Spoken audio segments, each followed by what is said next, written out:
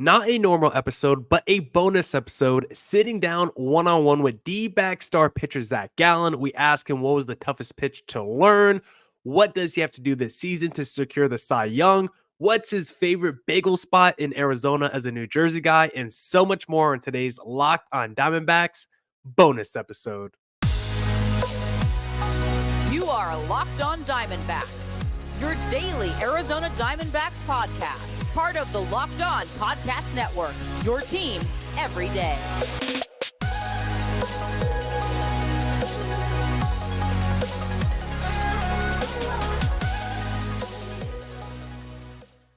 Millard Thomas here of Locked on Diamondbacks, sitting down with Diamondback star pitcher Zac Gallen. Gallen, I want to ask you, you've recently partnered with Rock and Protein. Why did you do that? Yeah, just for me, the taste is a big thing. It's my go-to protein drink, really. It's for me, it's best tasting for that healthy source of protein. And it sounds like you got a product named after yourself as well, the Gallon, it sounds like. Yeah, we do. We got a gallon coming out, 320 grams of protein. Oh, wow. Okay. Yeah, so we're excited for that to come out. So I'm pretty pumped. Yeah, I might need one of those to get through the podcast during the season, get that extra protein in. I want to ask you a couple of baseball questions, though, Zac. I want to know, what was the hardest pitch for you to learn to throw growing up? For me, the curveball was the toughest. I grew up, fastball changeup for me was really easy. And then just trying to learn the curveball, it took me probably a good 2 to 3 years once I got into pro ball. A lot of catch play, and just working on it. And then finally, about 2020, it really started to click for me. But yeah, it took me a while to master that pitch. Is it like a grip thing or like an arm angle thing? What makes it so tough? I think for me, just learning how to spin the baseball. I think I was, to get into the specifics of it, I pronate really easily. And for breaking balls, you have to be able to supinate. And I just struggled, being able to do that. And then once I learned how to do that, properly, it just kind of took off from there. And then obviously, learning a comfortable grip helps as well. Okay, cool. And then the last couple of years, you've been right on the edge of the Cy Young. What do you have to do differently this season to secure that award?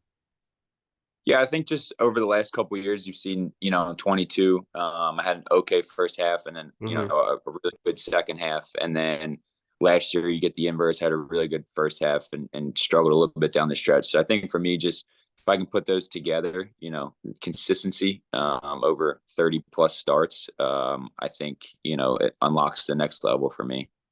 Okay, cool. And then this season, you guys are, of course, coming off the World Series appearance, much greater expectations this year. I mean, you guys just signed Jordan Montgomery yesterday. So how does it feel entering a season being the hunted versus the hunters?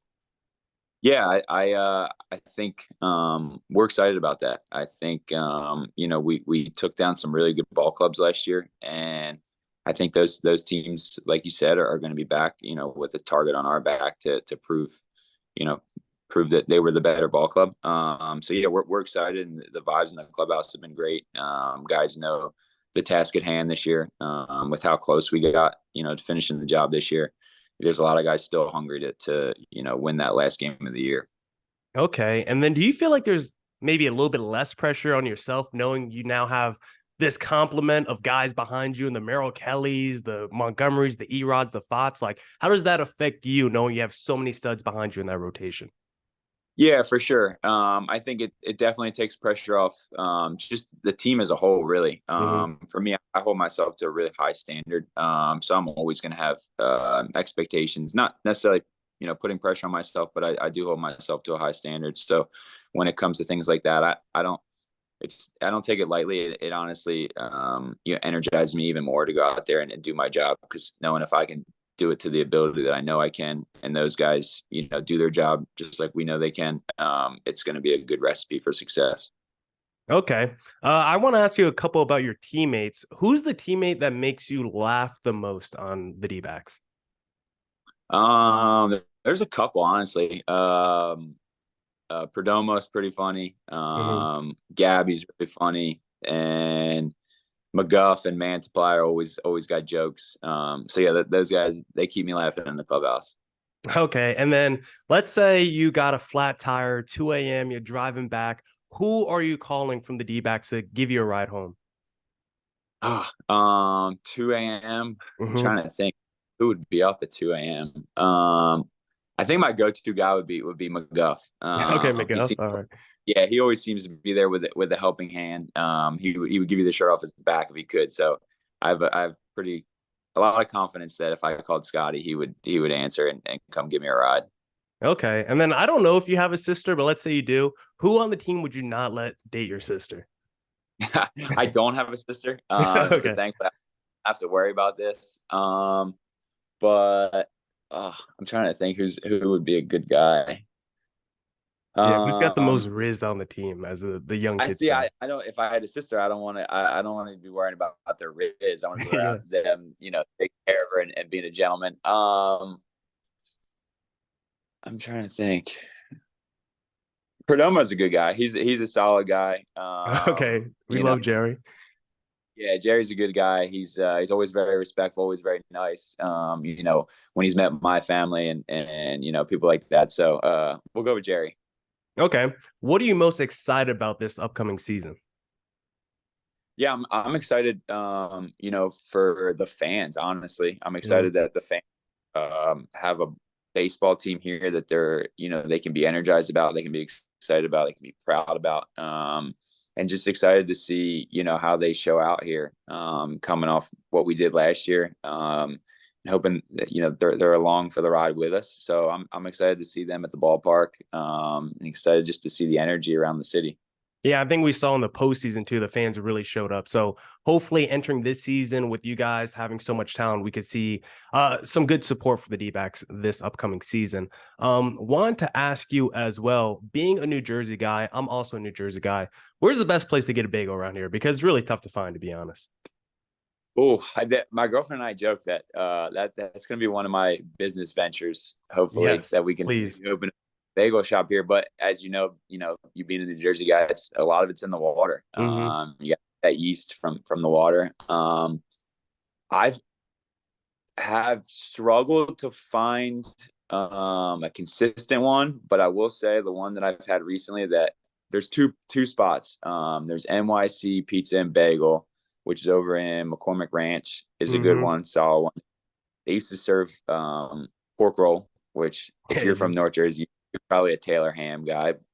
But yeah, they serve pork roll, which I don't think they do anymore. And then there's JJ's Bagels, or JJ's Deli, sorry, up on Pima and Scottsdale Road, I think it is. Those are probably my two go-tos, if I'm looking for a solid bagel as close as it is to the Northeast. Yeah, New York City Bagel is also my go-to spot. I've heard Tori mention Yo Polly's as his go-to pizza spot. That's probably mine too. Do you have a pizza spot out here as well? Pizza spot. I really like, I think it's Via Del, I think is the name of it. It's Okay. downtown. We get it after the game sometimes. They got a solid, lineup of pizza. I think they do like oh man, it's like a rigatoni vodka, like a Interesting. vodka style pizza, I think, which is interesting. Which I think is really solid. There's some good pizza spots around here, but that's probably my go-to. Is it like New York style cut? Yeah, yeah, it's Okay. bigger pies, but definitely on the thin side, which I like. I don't like the thicker, style. Too thick, since I'm out on that. Okay, not too thick for Zac Gallen. That's what we learned today. If you weren't playing baseball, what sport would, or in general, what would you be doing if you weren't playing baseball right now? Oh, hopefully playing golf. Okay, I feel like that's always the answer for athletes. Yeah, I know that's pretty generic. But yeah, I mean, I don't know. I think I would still be in baseball somehow. I think, whether it's helping on the agent side or whatever it is, I think I would still find a way to be in baseball if I wasn't playing anymore. Okay. And right now, what's your go-to sneaker that you're rocking in your closet? Ooh, I wear the Vomeros a lot. Those are my, like, just kind of slip-on shoes. Like if I'm just running out of the house, or lazy day or I'm running somewhere real quick to run errands, I'll wear the Vomeros. I've been wearing the books a lot. I got a couple of those. They've come out, so just got to show love to a local Phoenix guy, local Phoenix athlete, and then I always have some sort of Jordan in the rotation. Whether it's I was wearing the Lost and Founds the other day, or I'm always trying to find something new that I can pop on. Yeah, I need to update mine. I'm just rocking the Pandas right now. It feels like those have become like oversaturated in the market, so I might need to go upgrade my closet real quick. I don't have those. I'm holding out just because everyone's got them, so I don't want to be like everyone else. So I'm holding out on getting Pandas. That's fair. And then for this upcoming season, do you have any messages for the fans to get them excited for the 2024 year? Yeah, I mean, I think what we did last year kind of speaks for itself. I think the fans kind of know, hopefully they have an idea what could be in store this year. And I hope they're excited, with the additions we've had now. We've had Jordan Montgomery just in the last 24 hours. And then Erod and Gino, and, we re-signed Gurry, and you bring in Jocks. So I think there's a lot of talent that the fans should be excited for. And hopefully they're proud of us, and we're playing good baseball and give them something to cheer about. Yeah. What's the vibe right now in the clubhouse? What's the overall camaraderie feeling like right now with the D-backs?